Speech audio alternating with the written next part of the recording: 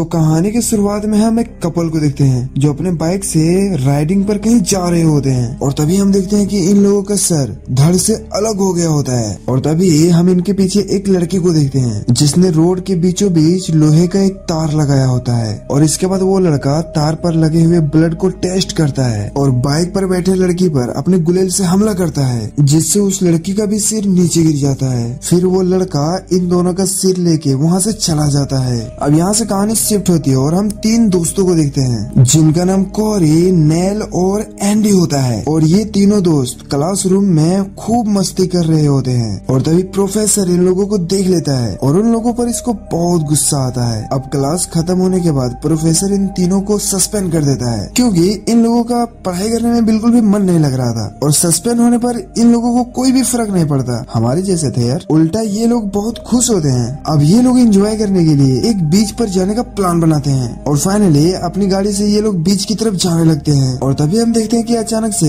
इनकी गाड़ी खराब हो जाती है और इसके बाद ये लोग अपनी गाड़ी पास वाले गैस स्टेशन पर ठीक करवाने लगते हैं। और तभी हम देखते हैं कि ये लोग गैस स्टेशन पर भी मस्ती करने लगते हैं। और तभी यहाँ पर एक और गाड़ी आके रुकती है और उसमें भी तीन दोस्त होते हैं जिनका नाम कैट, रिकी और जॉय होता है और ये लोग भी बीच की तरफ ही जा रहे होते हैं। अब ये तीनों लोग यहाँ पर पेट्रोल लेने के बाद बीच की तरफ निकल पड़ते हैं। वहीं कोरी, नील और एंडी एक शॉर्टकट रास्ते से जाने लगते हैं और कुछ दूर जाने के बाद ये लोग एक सुनसान टाउन में पहुंच जाते हैं जहाँ पर इन लोगों को दूर दूर तक कोई भी इंसान नजर नहीं आता। और तभी अचानक से टाउन के बहुत सारे लोग इनके पास आते हैं जहाँ पर टाउन का बगमैन मेयर इन लोगों का वेलकम करता है। अब इन लोगों को देखकर ये तीनों काफी हैरान हो जाते हैं। तो वहीं मेयर एंडी को कंफर्ट फील कराता है और थोड़ी देर के बाद यहाँ पर रिकी और उसके दोस्त भी आ जाते हैं क्योंकि ये लोग भी बीच पर जाने के लिए एंडी की कार को फॉलो कर रहे थे। और तभी बाइक से यहाँ पर एक कपल भी आता है। दरअसल ये लोग शॉर्टकट के चक्कर में इस टाउन में यहाँ पे आ जाते हैं। अब यहाँ पर मेयर इन सारे लोगों को वेलकम करता है, उनका स्वागत करता है और अपने टाउन में हो रहे फेस्टिवल पर इन सभी लोगों को भी इनवाइट करता है। और यहाँ पर ये सारे लोग मेयर की बात मान जाते हैं। अब इन लोगों के रुकने के लिए एक होटल का बंदोबस्त किया जाता है जहाँ पर इन लोगों का स्वागत बहुत ही धूमधाम से किया जाता है। अब यहाँ पर ये लोग अपने अपने कमरे में चले जाते हैं और तभी हम इस टाउन के फेमस लड़का कॉर्पर को देखते हैं जो निकी और जॉय के पास आता है और उनसे फ्लर्ट करने लगता है, उससे उसकी हालचाल पूछने लगता है। अब यहाँ पर कैट हार्पर से इम्प्रेस हो जाती है और उसके साथ डेट पर जाने लगती है। तो हार्पर भी कैट का दिल नहीं तोड़ता है और वो उसे अपने साथ ले जाने लगता है। इसके बाद हार्पर कैट को एक सुनसान सी जगह पे ले आता है। अब यहाँ पर वो कैट की आंखों पर पट्टी बांध देता है। अब यहाँ पर कैट को बिल्कुल भी कुछ भी समझ नहीं आ रहा था कि हार्पर उसके साथ ये क्यों कर रहा है। इसके बाद जब कैट के आंखों से पट्टी हटती है तो वो एकदम शॉक्ड हो जाती है क्योंकि उसका हाथ और पैर दोनों अलग अलग घोड़े से बंधा हुआ था।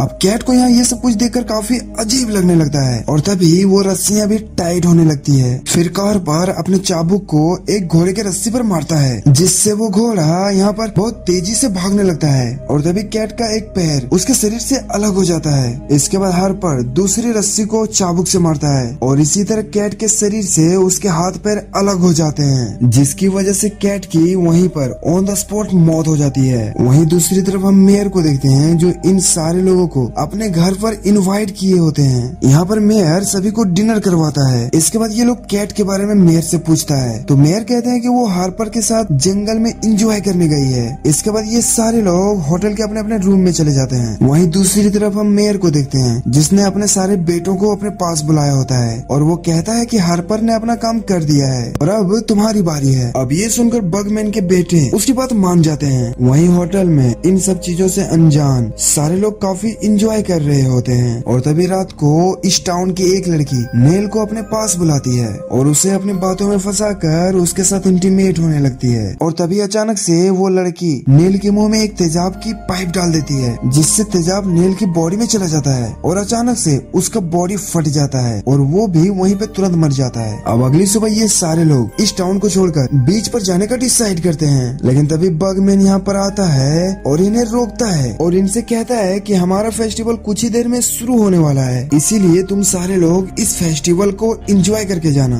और तभी मेलकॉम वहीं पर थूकते हुए मेयर का मजाक उड़ाने लगता है और कहता है कि तुम्हारे इस घटिया फेस्टिवल को मुझे मनाने का कोई शौक नहीं है और तुम लोग सारे लोग भाड़ में जाओ। अब ये सुनकर मेयर को काफी गुस्सा आता है। वो कहता है कि मैं अपने इस टाउन के लोगों से बहुत प्यार करता हूँ और वो इस फेस्टिवल के लिए कुछ भी कर सकता है। अब उसे गुस्से में देखकर एंडी उसे मेलकॉम की तरफ से माफी मांगता है, जिससे मेयर उसे माफ कर देता है। और तभी मेयर की वाइफ यहाँ पर अनाउंसमेंट करती है कि सारे लड़के एक तरफ और सारी लड़कियाँ मेरे पास आके फेस्टिवल की तैयारी करेंगे। अब ये सुनकर सारे लुंडे टाउन के सारे लड़कों के पास चले जाते हैं। वहीं दूसरी तरफ सारी लड़कियां मिलके मेलकम की गर्लफ्रेंड मिल को एक डॉल के रूप में सजाने लगती है। और तभी मिल के पास रिकी आता है, जो उसे देखकर काफी इम्प्रेस हो जाता है। अब यहाँ पर टाउन की सारी लड़कियां आपस में गाना गाकर फेस्टिवल को एंजॉय करने लगती है। यहाँ पर मिल्क भी इन सभी को खुश देखकर नाचने लगती है। और तभी टाउन की लड़कियां मिल्क को एक बड़े से बेल के नीचे लाके खड़ा कर देती है। और तभी मेयर की वाइफ बेल की रस्सी को छोड़ देती है, जिससे वो बड़ा सा बेल मिल्क के ऊपर गिर जाती है और यहाँ पर मिल्क की चटनी बन जाती है, वो मर जाती है। अब मिल्क के खून की छींटों को देखकर टाउन के सारे लोग काफी खुश होते हैं। अब रिकी